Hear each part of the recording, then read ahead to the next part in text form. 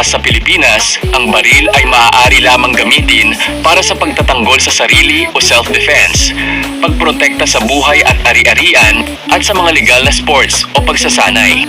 Maaari mong gamitin ang baril sa mga sumusunod na sitwasyon, habang mahigpit namang ipinagbabawal ang paggamit nito sa iba pang mga lagay. Pwede. Legal na paggamit.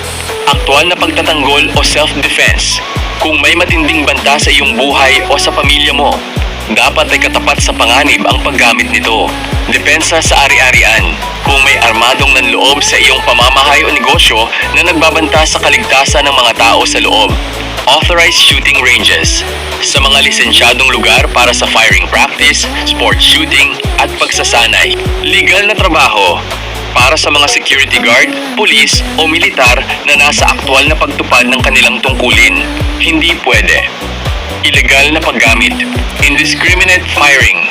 Ang pagpapaputok sa ere tuwing bagong taon, Pasko o kapag may selebrasyon. Mabigat na parusa at kulong ang hatol dito. Pananakot o road rage.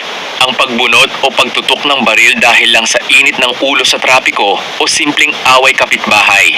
Pagdadala sa publiko ng walang PTCFOR. Bawal ilabas ng bahay ang baril kung walang hiwalay na permit to carry firearms outside of residence. Pagdadala sa mga prohibited places.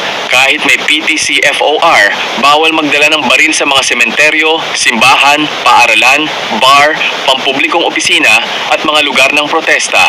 Pagpapahiram sa iba. Bawal ipahiram ang baril sa kaibigan, kamag-anak o kahit kanino na hindi rehistradong may-ari nito.